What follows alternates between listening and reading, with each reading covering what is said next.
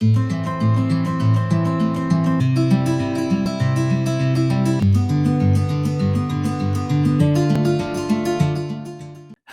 everyone. My name is Frank Anthony, and welcome back to Let Me Be Frank, episode 58. So, this week's phone a friend, we have another podcast host coming on board.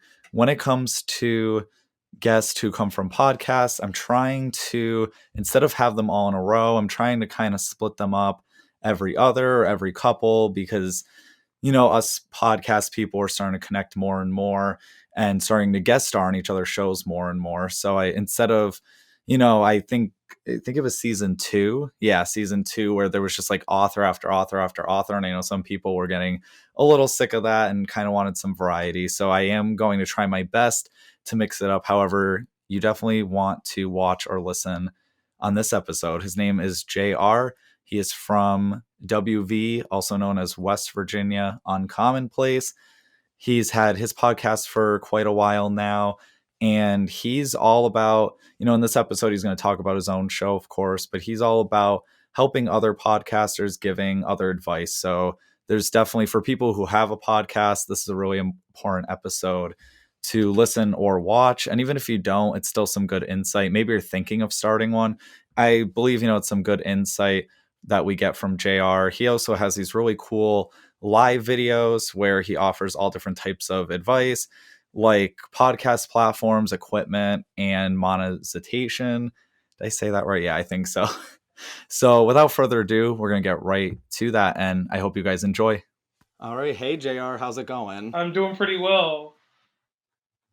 Good. Yeah, me too. Sorry, it was a couple minutes late, just rushing around. That's how it is in the podcast world. The first 4 minutes you want to go do something, you never get started exactly on time. It really is crazy because I woke up at, I woke up at 6 a.m. today, and I figured, okay, good, got all this time. And then I don't know if it happens to you, if it happens to people listening or watching, but it's like, okay, I have like 5-6 hours until I have to go do that thing, and then all of a sudden you only have 5 minutes. Oh yeah, Like well with me, nothing. my punctuality goes. I'm always 30 minutes too early to the party. So like at 11:30, I shut down everything else I was doing because I had this going, the little Game Boy looking thing, and had a Switch and all kinds of random stuff going Oh, on cool. where I'm seated at. And I was like, okay, I can do a video, then I can get ready for this podcast. Which I do want to say thank you for being a guest on it, and for people too. By the time this episode comes out, the episode I guest starred on for your show, which is West Virginia unCommOnPlaCE, that's going to be airing already, so you guys should go check that out too. Oh yeah, thank you very much. I have to say, and this may seem a little weird on my part, it's actually a rarity that I actually do interviews. Like I always, I do the Oh, podcast collides, but what you have going on with your podcast, I was like, man, I want to be involved. And that was one thing. In like, with, I told you, which will come up in my podcast later, the segments that you do, enjoy those. Like if was teaching a course on podcasting, I'd have to give you a 101 class to teach on segments, how to get people to do different things wow. within their series. Thank you. Yeah, no, I really appreciate that. I want to say, I think actually, because I want to say maybe it was a live today you did, which we'll get into your Instagram lives too Uh-huh. in a minute. But there was something you said, and it's so true, that you got to have fun with your podcast. That obviously it's work that you put into it, but you got to have some fun with it too, and actually enjoy what you're doing, or you're going to end up dreading it. And that's something I know. Jobs that I used to work in the past, that's all I felt was dread going into that work. And it's like you never want to feel complete dread, 24 hours at your job or whatever you work on. Yeah, that infamous podcast fatigue. With the consultant part of what I do, I won't go into too much detail, but I'll just say this: like, I deal with 4 podcasts that I help, and these 4 podcasts have different regions that they're in. And when I'm talking about regions, I have one podcast that does very bad. I have a podcast that's in the middle. I have one that's in the upper echelon, and then I have a podcast that did not need my help, just wanted some pointers here and there. And I told them in the creative process, it's all fun and games. But once you start getting this into a routine, some episodes are not fun. And I tell them, sometimes bit of the process and progress that you have to make as a podcaster, but don't get to the point where it becomes a factory, because nobody wants to go work in a factory. People want to have a nice No. job and run around and be happy at the end of the day, because you're not going to be happy every day, but at least, out of 7 days, 4 days. So that is one thing there. But outside of that, yeah, that was one of those things that I had to get out there, because a lot of people ask me, they say, "You really don't do your podcast, do you?" I said, "No. All this crap was filmed in recorded December, January, almost 6 months ago on some podcasts." So Wow. yeah, Yeah, that's a lot of time. yeah, it's kind of But wild. it's smart. Yeah, I mean, it's definitely smart. I've seen a couple people too. They plan a lot ahead of time, and that's kind of what I'm really trying to do. I started last season. What I'm doing with this season, trying to definitely record a good amount beforehand, because then while it's airing, it's kind of like, I guess, shows on TV. They air they film a whole series or season. I mean, and then as it's airing, it's not like they're necessarily working right away again on the next one. So I mean, yeah, you gotta get to relax a little bit after you work so much. Yeah, I wholeheartedly agree. My formula was real simple. I went out here. I I gathered uh, over 150 people I wanted to interview. I narrowed that, Wow. and that's a lot. But I tell most people, get up to a list of 25 people you want to interview, people that you can get, people that you can't get, and somebody that you might want to get. And out of that list, I got quite a few of those. And then the no brainers are the ones that are hard to get. Those are the ones that you fight the most for. And once I got the hard to get ones, the easier ones kind of trickle off your list once you get to a certain degree with your guests. I never turn a guest away, but if there's someone that you're a fan or a stan of, you want to put them on your show. So most definitely, I reach out to them. And the process, though, I make sure, like this week, where I came back to record one last time for for other people and stuff like that. I'm going to do 11 episodes this week, and that finishes season 5. So I'm not Oh recording again wow. until fall. Which that's a yeah, that's perfect because summer's coming up. Yeah, and also one thing that it gives you a chance to do is I'm one of those guys that I do a lot of advertising, too much advertising sometimes. I'm able to create all that stuff in a down period of like 2 days, and then I put it in Hootsuite, and that's why people always think I'm online, but I'm not. I set one up for the morning and evening to capture audiences, to either get them to go back to listen to a podcast or something like that, and I just go from there with it. So that's how I kind of got my Yeah, so for downtime. I also have Hootsuite as well. You guys should go download it if you have your own show or own, small business or whatever you got going on online. It is good for scheduling, and when you connect three, I think it's 3 profiles, right? It's free for Yes. 3. It's when 3, you get yeah. extensive that it starts costing money. Yeah, of course, which always. Yes. But yeah, let's get into the questions. Okay. First question I like to always ask my guests, along with another one later on, but if you were a novel, what would the back of your book say? The first headline would say "spectacular at best" on the back of the book, and the reason behind that is that um, ever since the age of 8, I've had a golden touch. That touch can be golden in a good way and in a bad way. Not to put my opinion or anything, but to help smooth out facts about other people when they're doing things. Um, these would all be things that would go inside of my book. I'm not a people pleaser. It would say that I'm not a people pleaser, and it also would add in one strong thing. I am a promoter. That would actually be the title of my book, also. But at the end, it would be like, I am the best promoter. The promotion that I can get for anything, I don't think anybody can beat me in promotion. So that would be like at the end of my book, because I'm going to promote you through the ceiling. Because everybody has this thing, they see their potential, but some people never go through the glass ceiling. And Yes, yeah. I can listen to a podcast. I have enough people around that can listen to your podcast, and not to go into too much stuff, but just real simple. When you're actually listening to someone else's podcast, you put fine polish and touches on it. You never do it to your own. You get what I mean? Like when I listen to your Which podcast, can, yeah, I could see that. right? So like when I would listen to your podcast, for instance, I would listen to the different segments, and I'd be like, "Hey, this is really cool." I'd be like, "I wonder why he didn't incorporate this that he had from the last episode." Stuff like that. So, my novel would just say "spectacular" best on the back. See, and on my end, it probably was, it might have been a little self-doubt of like, "Oh, I think this was crap, so I'm gonna scrap it." When people might actually enjoy it, but then, yeah. Oh yeah.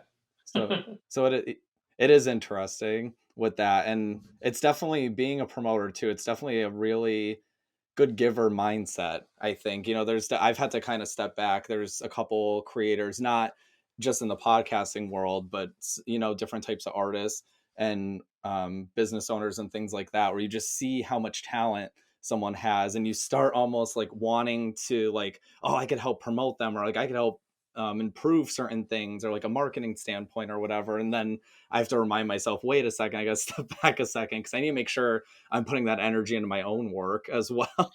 Yeah, and that's something that I jumped into in the video today. Like I told people, like I got this. I mean, and I talk about it in my next little small podcast inside of my love series, like that stepping back mechanism you're talking about. That stepping back, I have to do that a lot because I had an incident that we all know about where I gave my input too much to one person or to a group of people, and they got upset and they said they put a lot of harsh things out there on the internet, which the community squashed it. And lucky those people, I'm not going to state their name, but they even got a podcast out of the whole deal now. So yeah, Oh yeah, wow. that's kind of crazy. Everything worked out for them. And me on that end too, because funny thing, and I'll say this: I lost 7 followers that day, and I gained 54 listeners. So you know, It's funny how life works like yes, that. sir, yes, it is, and yeah, it's just one of the crazy things. Well, we're definitely not going to talk about their podcast. We're going to talk about your podcast, which is the West Virginia, also known as WV unCommOnPlaCE. Can you tell us a little bit more Okay, about, yeah, what your podcast is about all and right. all So my that? podcast, first off, this is the second version of this. The first one, me and a lady named Tuesday did it together. She bought the rights from under. Well, she didn't buy it from underneath him. She bought them from me. She went on to New York, and now Oh, she has a show on iHeartRadio. So mine is actually West wow. Virginia Commonplace 2.0, but I was able to retain just the West Virginia Commonplace. It's a generalized show. It's where you can come to the show with whatever you have going on, and we can talk about it just like any other show. Um, the different aspect is in my journalistic integrity in what I do. My show has no frills. It has no sound. It's just I make pretty much the most amateurish podcast you could listen to. I listen to other podcasts that have better production and stuff, and I'm like, wow, I love all these bells and whistles, but you're not captivating with your voice. Not speaking to you, I'm just saying in general. My podcast, some people just have a flat voice, but they have all this production, so I'm ready to get in there and listen to it, and then I hear the podcast, and then I go to my normal podcast and just kind of toss it away. The podcast is about empowerment, mental health on both sides, male, female, any part of the community, anyone. I don't put caps on who's invited, who's going to be involved.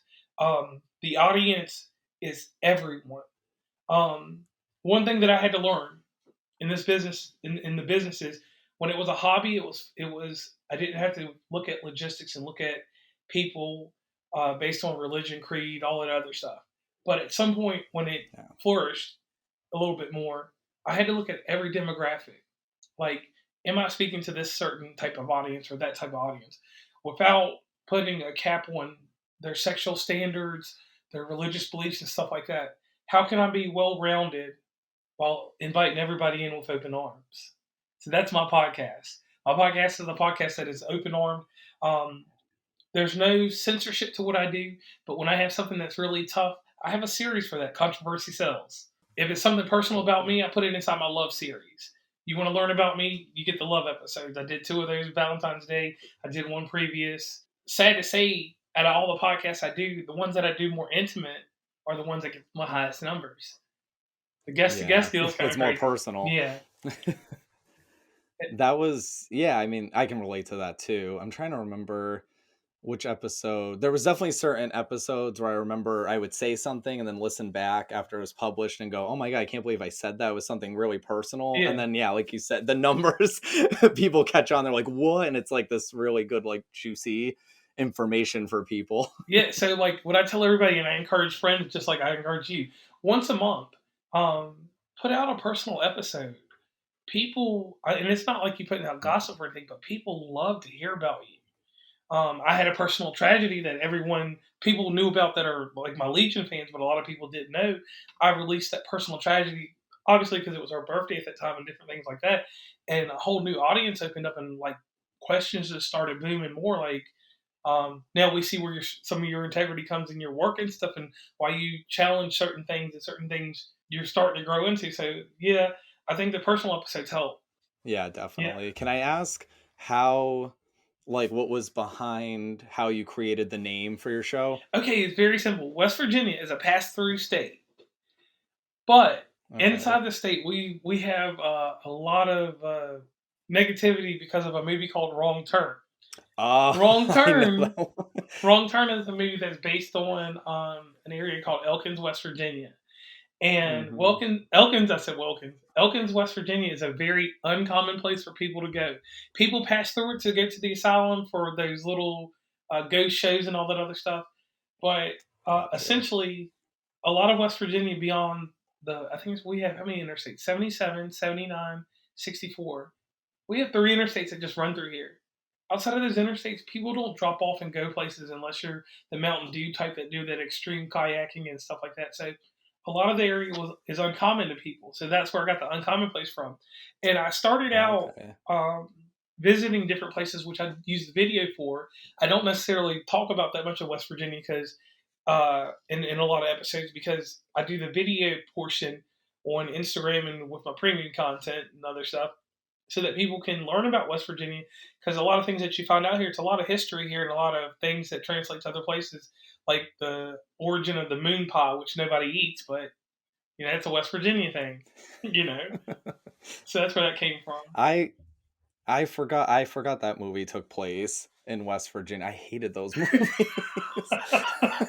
I think everybody does, but the connotation from that that people get is that West Virginians are inbreds and are not civilized people. When we're actually Gotcha. probably when we're talking about just job wise, outside of coal mining and stuff like that, we have a lot more technical jobs here than most places, and I think it was more or less to shine more light on West Virginia because, like I said, you know the job that I do.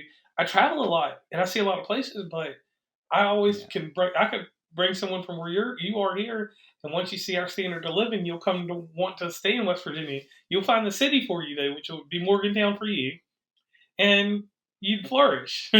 So that's where the name comes from, or the origin of all that. It is interesting that perception of like how you view your home area and then how other people view it. I'm in Massachusetts, and yeah, the same thing happens where we have some really good schools here. So people who live in Massachusetts are like, oh, we have these good colleges and we're educated and this and that.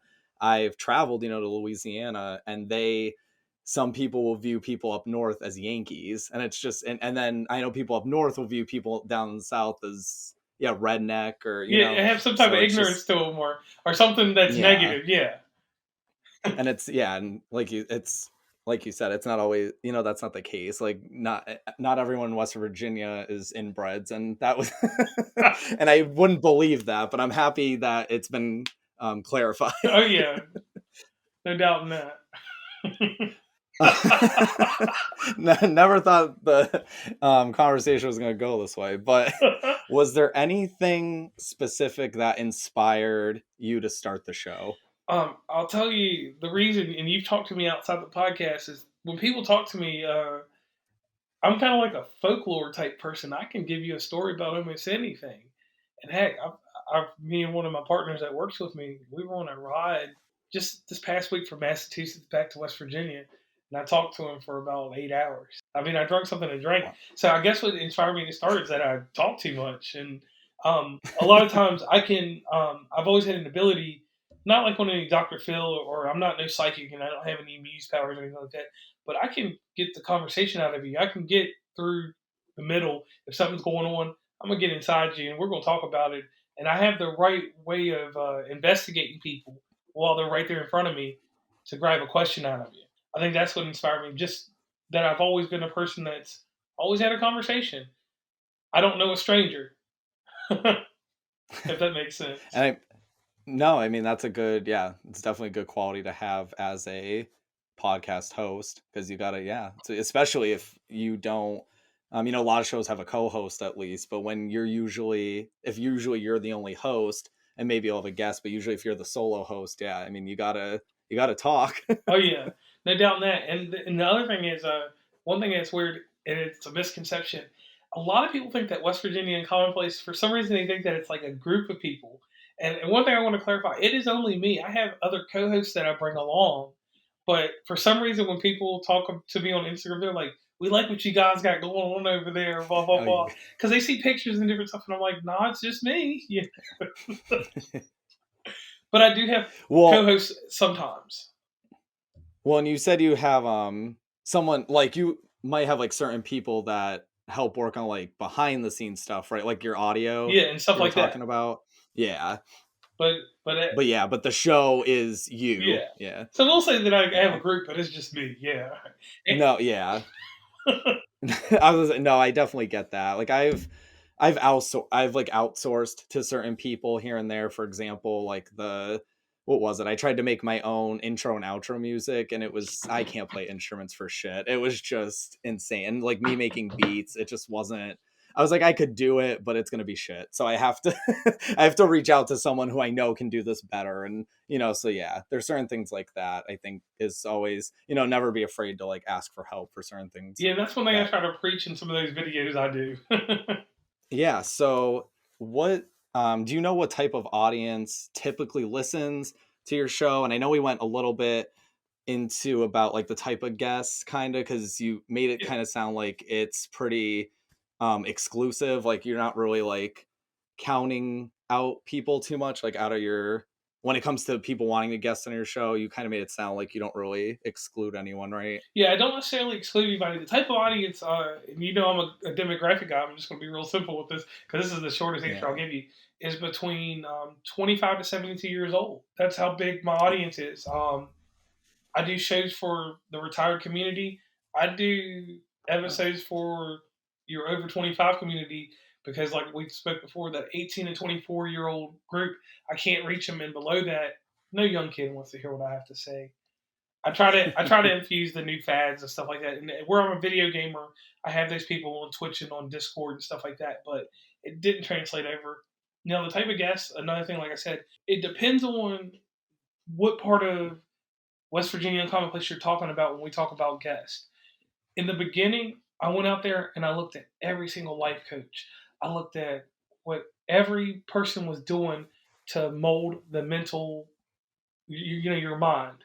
And I would look at 7 life coaches and be like, hey, 7 life coaches, 5 of them do the same thing. 2 of them have a different formula and put an extra spin on it with a cherry on the top. I want the ones with the cherry on the top on the episode because out of that 7, yeah, all life coaches are amazing and they all bring something to the table, but these 2 are spectacular. So that's how I typically look for guests. And I always also when because I know it happens to you too. Um, Now it's in the process of people come to me wanting to be on the show. Yeah.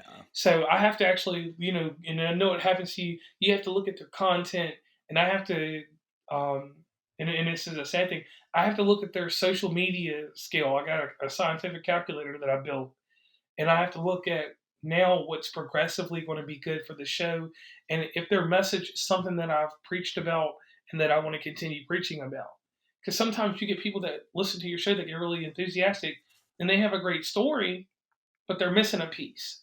And if they're missing a piece, I'll go back in with the guest and I'll be like, hey, an example, you want to be on a podcast, but you have no social media following whatsoever. You're nowhere. Make a Facebook account, make an Instagram, or whatever social media you need. Broadcast it a little bit. I'll show you my advertising wing and let's do an episode. But if that person is just, hey, do this, please promote me, nothing else, I will pass on that guest every day just because. With the promotion and guests, it's a two-way street. And we've talked about it, and I've got videos about that, so I won't go into deep detail on that one. I was gonna say we definitely can a little bit on certain things if you want. Oh, But yes, sir. Yes, sir. yeah, it's hard. It's hard. Yeah, I mean, it's definitely hard when someone doesn't have social media. I mean, that's the way so many people. Unfortunately, that's how it's one of the easiest ways for us to connect to one another. We can't, go around on her horse and ride to certain towns and be like, hey, look at what I have in my hand type thing. It is definitely, there's some people, like I've met really enlightening people that do not have one social media platform. And I'm like, wow, like that's so interesting because it's so rare Right. now. And it's just, yeah, I'm like, it's interesting. And like I tell people, this is a funny thing. I'm 35 years old. I was in the whole deal starting with MySpace and AOL back in the day. I was actually in the exception in college for Facebook when it was just for EDUs. So I've been around social media Huh. so long that I grew up in social media. I know some children were born into social media, but like I actually grew into it. And what I say, not in a rude way, but with the fall of Facebook, because it's not relevant anymore, in my It's opinion. not, no. No, Um, I agree. and so many other different platforms jumping up.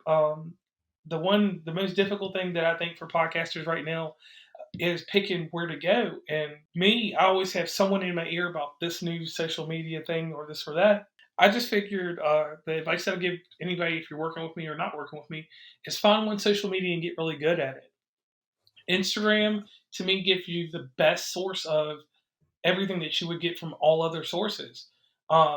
It's a little bit harder to look at your margins and gains, but all that technical stuff like that, if you are really that hard into your podcast, you'll move on from Instagram to LinkedIn and stuff like that because your platform gets bigger. You have to assimilate to the corporate audience and then your Legion audience, which Legion audience I'll explain is just like your core group of people, your day ones. Um, Yeah. and just always with growth, you have to. The social media's changed, except for Facebook. Yeah. Facebook's a no. God, I agree. And it sucks too. I built a really strong following first on Facebook. And now Facebook's at the point, in my opinion, where I've even bought in certain ads and they don't go anywhere. And it's like, damn, like now I'm wasting money and you're like, you're still not helping me. I'm actually paying you to help me. Right, and that's why I tell everybody. Like, the awesome thing is it's crazy. Facebook owns Instagram. Instagram's business portion of tools. If you look at your certain gains, and one thing I always go in on all the time is you have to be careful with the podcaster as a fan listener. When you watch that and you actually look at your actual listeners that pull up, you get so much information and statistic stuff from there, which you can get from Business Suite from Facebook if you have numbers going on over there. But if you don't, it's irrelevant. But I think Instagram gives you the best business tools to see what works, what insights and stuff without ever paying for any advertisement.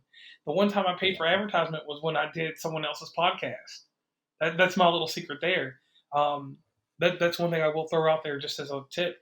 Some certain podcasters, they have certain audiences that I would never reach. I paid for a little bit of advertisement. The only time I did it, $5 for I think it was like 3 days or something like that, and it boosted my numbers just with his audience because it was a totally different group that I couldn't reach. But outside of that, I've never spent any money on advertisement because I don't see where it benefits me on Facebook. But Facebook just no, not at all. I mean, I'm happy that worked at least for you. Yeah, but it's just a spin with the whole collaboration thing. It does wonders for you. You don't see it 1 day or 30 days. You see it at the 60 and 90-day mark. So we've been touching on your live videos. I like to call them informative live videos that you share on Instagram. Because I see a few people do live videos, but with yours, I feel like that is definitely one of, how do I word it? It's something that does make your podcast stand out, in my opinion, because they are unique in a certain way. And I can't really put my tongue on it at the moment why I find them unique. I don't know if maybe it's like the education behind and just you being able to help other podcasts with the information. Can you offer some of that advice to All those right. who are listening or watching that might want to start their own podcast? Yes, I will offer the advice, but I'm going to tell you what it is. This is my marketing technique. I'm very unabashed when it comes to, I say I don't edit my videos. Everything I do is very amateurish. I keep the old iPhone 6 on a little stand that people, whatever. That iPhone 6 is my camera. Even though I've got whatever, I'm an Apple guy. I got the latest. I don't even use that for any video. It's because it's what I do is very amateurish, and what I develop in my audience is this one thing. We have an intimacy. I'm like a brother or a cousin or the guy that was in your classroom that sat in the back of the class and threw a paper ball at the teacher. You got comfortable around me. That's what I do. I try to make everything comfortable. I don't want everything to be real tight and real tough. Like, you need to do your podcast like this. I never say that. That's why I always throw in that jab in there about hobbyists, people that do the podcast as a hobby. I say, I'm never talking to you. All right, so here's some advice. If you were starting your first podcast, and this is something that I did, you need to not involve friends. Friends are the root of all evil when it comes to podcasts. Because friends are going to tell you what you want to hear until you put out a product that they don't want to hear. And that's the harsh reality. My worst enemies are my best listeners. That's the second bit of advice. People that did not care about anything I had going on in life have turned around and they come up in my emails and different things like, hey, this episode reached me, this, and that. I never knew this about you. So my next advice is don't turn a cheek away from anyone that wants to listen and give you some form of criticism, because every criticism is warranted if it has fact behind it. If you give me an opinion and you have no facts with it, I'll listen to you, but I'm going to just put it underneath my rug and go on with my day. The next thing, be cost effective. Everybody's out here spending tons of money on gear, on things. This little microphone I'm using here, this is from a store called Gabe's. It looks nice. The other mics, they're through other ventures, but don't spend a lot of money. Repurpose electronics. I'm sitting here right now. Here's a phone. There's a phone. There's a phone. You've seen the other one. And then my regular phone. I repurpose all my phones for cameras, for anything I'm going to use. If I'm going to shoot video for the outside. And another bit of advice I would give is make sure you understand that when you're doing a podcast, and this is a key thing that no one talks about, and I get upset over this because I'm like, man, why don't other podcasters tell people this? It's more than just a podcast. There is advertising, even if you're just doing it as a hobby. There's extra video you got to put out there. You've got to put more into your podcast than just the actual show.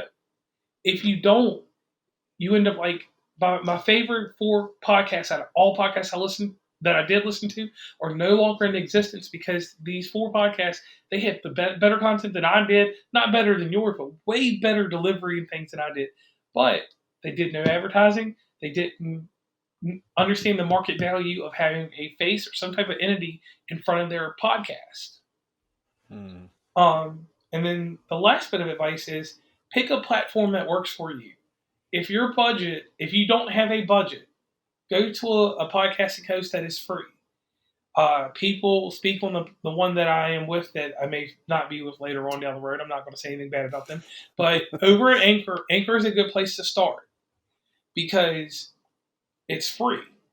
And so many people in the industry want to belittle it and down it and saying that there's certain things that Spotify does to your podcast. Yes, there are certain things that they do, but the greatest thing we have is Google or a search engine or Siri or Google Assistant. You can check to own your podcast. You know what I mean? So, what are some common mistakes you believe that podcasters make when creating their own show or episodes? Okay, we'll start with the first one, the show. When you're creating a show, people always think that, I don't have anything to talk about when they start a show. People will start a podcast because someone will put in their head or something will be like, oh, let me do a podcast. But you have to have a concept when starting your show. Like, you can't just get on there and blab about random stuff and hope that it's going to take off, because it never will. It'll just be a lot of randomness, unless you can sell that. I know one podcast that does nothing but randomness, and she's very good at it. I know who you're thinking of. Yeah, we've both been on her show, and but that works for her because that's her deal. So that's fine. Yeah. And in creating a show, the mistake that everyone makes is they rush. You don't have to rush this process. It's all right to do your trailer, give it a little bit of time, build some steam. So many people want to be in a rush to make money, and not everybody's going to make money doing this. That's the number one key mistake that people do in this. Some people are going, I almost fell out of my chair. Some people are going to do this, and they're going to do it and it's going to just be a hobby. And you have to accept that. Because over some time, I say this, the common mistake is people think 5 episodes in, they should be making tons of money and doing this. No, it doesn't happen that way.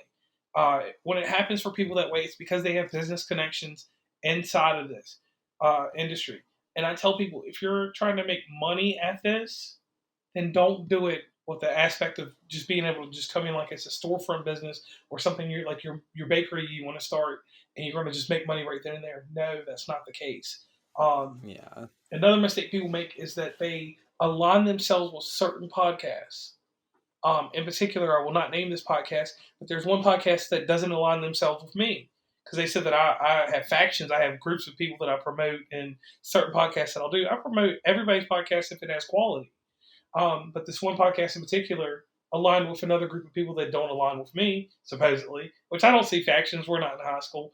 You have to look and see exactly. I do say that you have to see who you mingle with in the podcast community because some people are very genuine.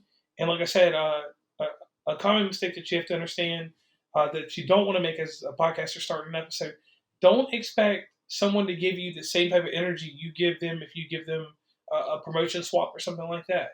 Come in with the same thought as a child. When I do something for someone, I'm doing it out of the nature of wanting to do it. Other things, audio things.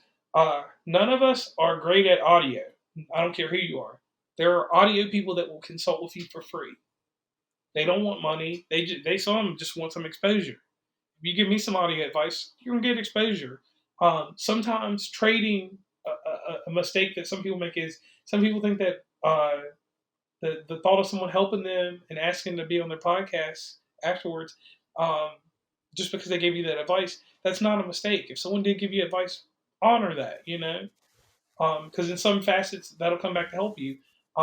It was a podcast called the Late Interview. When I got back into this heavily, they taught me the ins and outs of Canva. They made me like, I mean, I'm not saying I'm the best with Canva, but I could do some stuff if I got to. And these young ladies, mind you, were just right at the age of 18, but had this all jotted out. They showed me how to take my Bitmoji from from Snapchat stuff, put it into different things. They showed me how to integrate stuff. And they did all this in like 15 minutes of their time. And from that point on, it made me a hard business. So, like I said, don't make the mistake of aligning with the wrong people, but just be careful in your episode progression that you don't go back to the older things that you were doing in your episodes. Like, don't do that. Like, if you know that you had certain things that worked and certain things that don't work, do those things. And outside of that, you should be pretty good.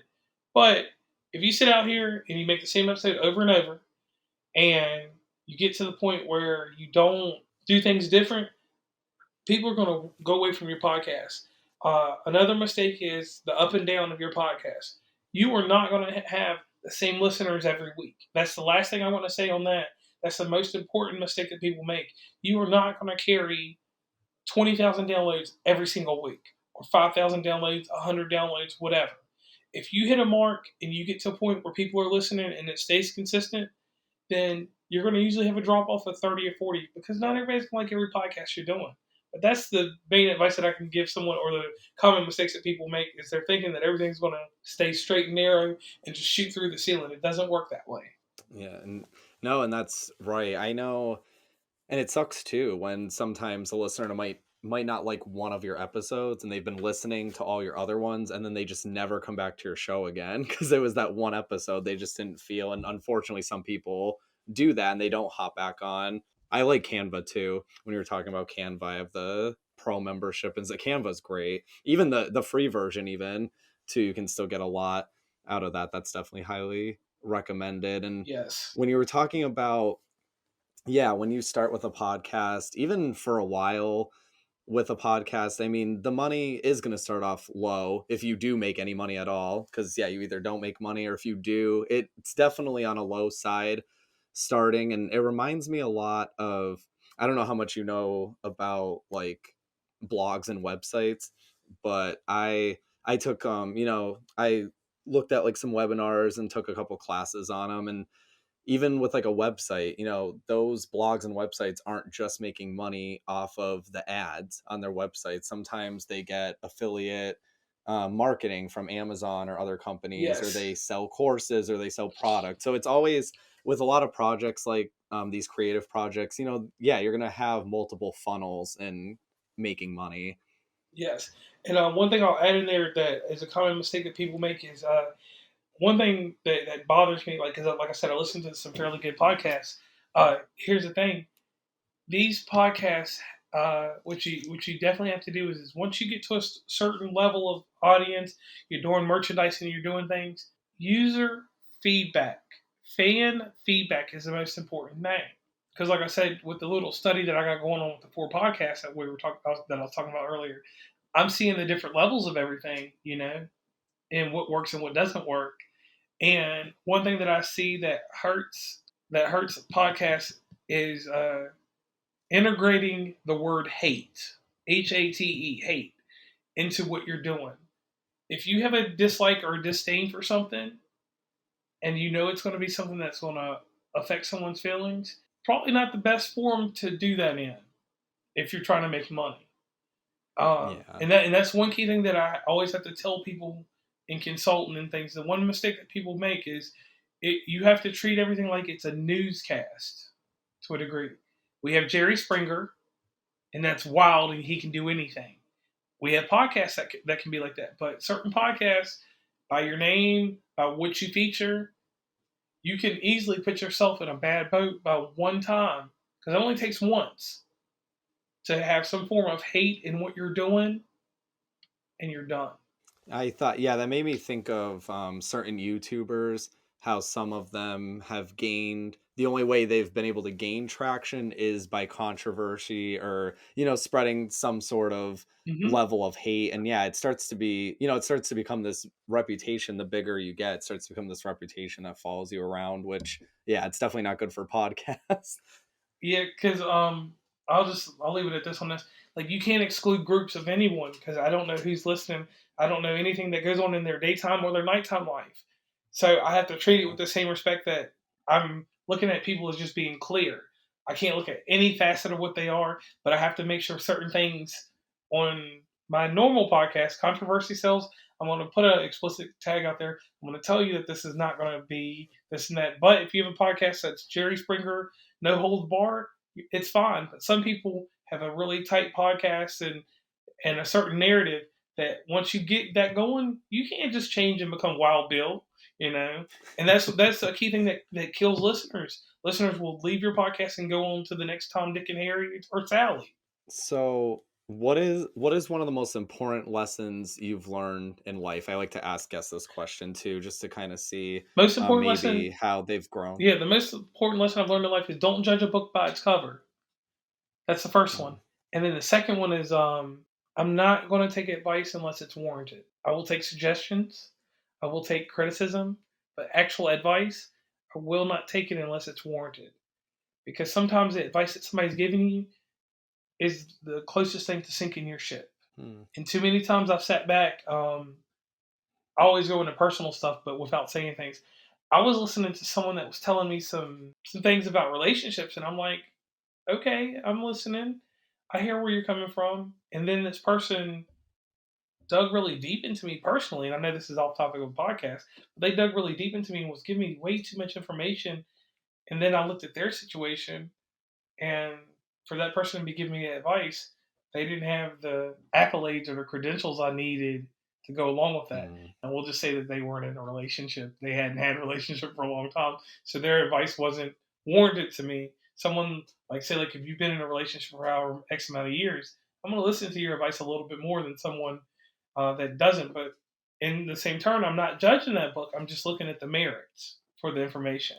So those are the Gotcha. two most important lessons I've learned. And that stay back feature that you got. Sometimes I need to stay back and not give my opinion. I need to let these people do what they're going to do, because sometimes it'll cost me business, which it didn't cost me business when that incident happened with me. It actually made it better, but it could have turned worse for me. That could have ended my podcasting career. So, have you had moments in the past where maybe that type of advice you did take or you did listen to too much and ended up holding you back in some way, or no? Yes, I'm actually going to be doing an episode on it later on. I've had some advice that stunted my growth as a podcaster. Mhm. Listening to a few things that people had to say, it put me in a situation where I couldn't do anything. Like to help my growth of my actual podcast, I was listening to don't do this with your podcast, add an intro, do this and that. Don't stay amateurish like you are. Um, Cultivate your sound. I was like, if people want to listen, they're going to listen. If you don't want to listen, I've got my great friend over here with his podcast with the bells and whistles. Listen to him, and then tell your other friend to listen to mine. You know, so I guess that's the only time where that's the one time that I've had it stunted off of advice. And the other thing was that stunted my growth also was inside that advice. Someone told me not to be formal, not to not to be structured in business. They said be all fun and giggles. As a hobby podcast, I'm fun with people, but if you're coming to me for business, it's business. We're not going to sit here and laugh, Not trying to take away the mood of the episode, but yeah, I will always want, like I said, I always want there Yeah. to be fun involved. But when we're talking about the business structure, everybody has a way to make money. Everybody has a way to do this and that. But unless there's a proven formula and you can see statistics, who are you going to believe? It's interesting how you got advice that was almost polar opposite from two different sources. I Yeah. find that interesting. Well, it's just in the spectrum. Like I said, I had two people that were involved with me very early that are from the podcasting world. Um, one of them was not a friend that gave me the good advice. One of them was a friend that gave me the bad advice. So Mm. the person that wasn't that great of a friend, now I'm doing more with them because we realized that yeah, the little animosity, and there will be animosity in this business because somebody's not going to like what you do and like what you say. That's one other thing I didn't add in there. There's going to be quite a few people that are going to be like, hey, I don't want to follow this podcast, and I'll make it known that I don't want to. I don't know. I know at least on 3 occasions I've heard 3 podcasts in particular that don't like my style of business or my style of how I handle things. They're like, they say that I isolate and I pick certain podcasts, which I don't pick any of you podcasts. Your podcast, for instance, the truth be told, someone passed your podcast along to me to listen to one day. They were like, hey, this Frank guy's got a Really? good podcast. Can you give it a listen? I listened to your podcast, never said a word to you in your life. I just followed you, and it grew from there. You know what I Oh, mean? that's cool. Yeah, I never knew that. Yeah, that's the Yeah. truthful one. I'll say about 60% of these podcasts, it's one person in particular. I will never name that soul. It's one lady inside this business that listens to every single podcast. I don't know how she does it, even if she only listens Mm. to 5 minutes, but she listens to a lot of them. She passes them down to me, and the hardest thing that I have to do in life is if it's good, I have to interact with you. If it's mediocre, I got to interact with you. If it's bad, there's so many podcasts that I'm dealing with my side of the consultant business that I have to pass on you, and that's the harsh reality of that. But yeah, like with your podcast, it's phenomenal. You have series inside of it, and I've given you a testament on my podcast, and I won't go long into it, but it's very simple. You got a structure to your podcast that no one else has. You deliver where other people do not deliver. You can't sell that. You can't teach that. You can't buy that. And in dealing with other podcasts and stuff like that, that's what I have to explain to them. You have to have a certain knack, not a niche, a certain knack for what you do. You know how to draw your people in. You have a seduction, not in a sexual way, but a seduction for your audience that you pull them in, and you know that. If you don't know it, you'll see it down the road, or you're seeing it in this season, and we'll be going forward. With that being said, just the most important lesson is just sometimes the advice that you get, and sometimes the advice you give, just learn how to gauge it, step back, and be like, does this person really want that advice from me, or do I really need to take this advice from somebody? And then with certain people, well, I'll say with all people, look at the merit of the advice. Some advice that doesn't have any merit to it, like I said earlier, I'll just throw away because those people could have all kinds of agendas. And the one thing in this business is we're here to be nice and be kind and love everybody to a certain degree. But I don't have time to play Barbie and Ken, Ken and Ken, or Barbie and Barbie inside the house with someone inside this podcasting community when we're just here to support each other and not get into politics. Not politics like the government, but you get Yeah. what I mean. Yeah. Podcast Yeah, politics. podcast politics. I'm not scratching someone's I back for any advance. Nobody's paying me under the table. Um, yeah. what I do, I have a firm business. The people that are, with me, they're with me. If they're not, they're not. and I just go on. I liked how you worded the whole Barbie and Ken thing, and I do really want to thank you for everything you said about my show. It definitely means a lot when you don't hear that type of stuff every day or every week. Sometimes you might start to forget that, like that your show is good, and you start to self-doubt maybe, and that's how some people end up falling off, which sucks because Yes. they could be making something great and they don't even realize it. Right, and that's why I tell you So continue your product. If I had if I had my own podcasting network, you'd probably be one of my first podcasts. I would definitely throw you on there, and I'm not going to say that that's not in the works. We're just not going to say that technically, I know but it's gonna have rumors. yeah, there are rumors, and I'll just leave them as rumors as of today. But we don't know what tomorrow brings. And the other thing too is being personable. You're personable. A lot of people don't know what that means, so you can look it up and define it in your next podcast. That'd be something interesting to do a podcast on. Seriously, um, and having good value to you, like, and when I say value, I mean what you produce out there.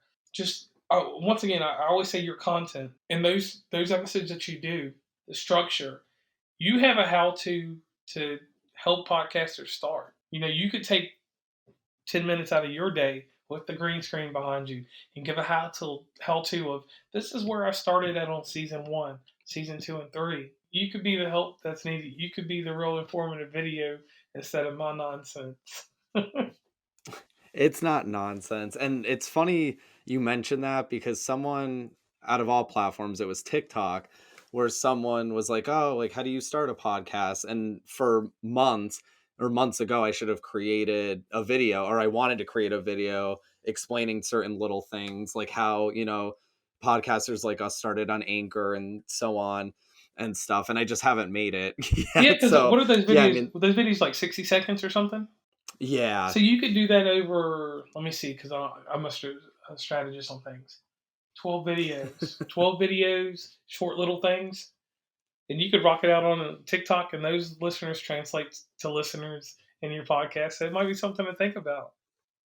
Which is true. Yeah. Yeah. I've done a little bit of podcast work over on TikTok. It's a little tricky. I know a lot of people look for like the funny videos. So Yes. if it's not always funny, sometimes it hits or it really doesn't. Yeah. But one before we get into, you're gonna share your social media links in a second. I just wanted to add in this episode for people listening or watching, when you mentioned the whole segment thing, I guess it's just some sort of advice I want to offer to people too who Okay. are maybe starting their show or they've already started it or whatever. With the whole segment thing, I guess the advice I want to offer is sometimes and I'm really guilty of this, where we go online and we research like how to's on how to do this and that. And we almost want to not necessarily copy, but we kind of want to copy ones that are successful in ways. When I researched the segments, I didn't really do that so much. It was almost more, I guess what my advice is stuff that you create for your show. You don't always need to do like hours of research and try to be like someone else. Like put on your show what you want to put on. And with the whole segment thing, it was that question of, oh, well, what do I really want to do on this show? And that's where segments came up, did a little bit of research, and there you go. All right, I can agree with that. Segments of series. Do segments of series in your shows, and it opens up more doors instead of just every Thursday, every Monday. I got a podcast. Now you can do the stuff Monday, Wednesday, Friday, or the special elusive Saturday episodes. and yeah, and it doesn't even have to be like there's a podcast where I don't want to say all they do because they probably work hard, but they answer listener questions Yeah. and they're really good at it. Like that's something I tried to do on my own that honestly didn't hit as well, but the audience that they have and the way that they do it, and they have a few hosts on there, they do it really well with the call-ins and stuff. So yeah, everyone's going to have a different method to their madness that ends up working. Okay, and I definitely can agree with that too, because like the whole live videos, um, I do post my videos live, and then I do some that are just video segments for the simple fact that when I try to do a live podcast, technical difficulties made it rough. So, you know, Mm. tried and true, yeah, however that works for you. On the social media LinkedIn and websites, it's just real simple. At West Virginia unCommOnPlaCE, everybody knows I have the Google page and all that other stuff, but if you go to Instagram, you can just hit my LINKTREE and you get to everything. That's just the easiest way to do it because that way you're giving me traffic over there and then you're moving out to other traffic. And the podcast is on all streaming networks except for one because we have a disagreement with them, but oh well. You have that stuff. That's one other thing I want to add before I get off here is that you are going to have difficulties with people. Not everybody's going to see eye to eye with what you're doing, and the people that are running with you at some point are not going to see eye to eye either. It's just if those people are good quality people, they'll stay with you, or they'll let you know that they're not seeing eye to eye with you. If they can't do that, then they were worse than the people that are hating on you, as everyone says. Yeah, I definitely agree with that. And one more thing I'm going to add, because you were, giving compliments to my show, you do have really good episodes yourself, and with your lives, I definitely want to praise because, with your regular episodes, you usually have a guest on. So it's like you're talking to a guest, kind of like how this episode's like you're talking to a guest and then the listener is in the audience. But what's really cool about the lives is that, at least from my point of view, when I'm listening to your episodes, it's like, okay, he's talking to a guest and I'm almost listening in on the conversation. But your lives, it's like, oh, he's talking to me. He's giving me advice. It's coming from your personal space because we can see the space that you're in. So yeah, definitely keep it up. All right, thank you very much. And once again, with your show, I probably gave you one of my best testimonials in the episode that's coming out Saturday. Keep up the good work and encourage others. Sell your dreams at a good price to other people because sometimes your dream can make somebody else's dream better. Hey, Past Frank here, and I hope you enjoyed today's episode. Make sure you subscribe to stay updated on new episodes, leave a review on Apple Podcasts, and if you'd like to become a producer or make a one-time donation to the show, click on the Buy Me a Coffee link in the description. I want to give a special thanks to my executive producer, Monica Leigh, and producers Jennifer Herrera, Alexa Hunt, Stephanie Lindsay, Kas Nolan, and Rebecca Russo. I also want to thank each and every one of you for listening and watching the show. Have a super special, awesome day, and bye.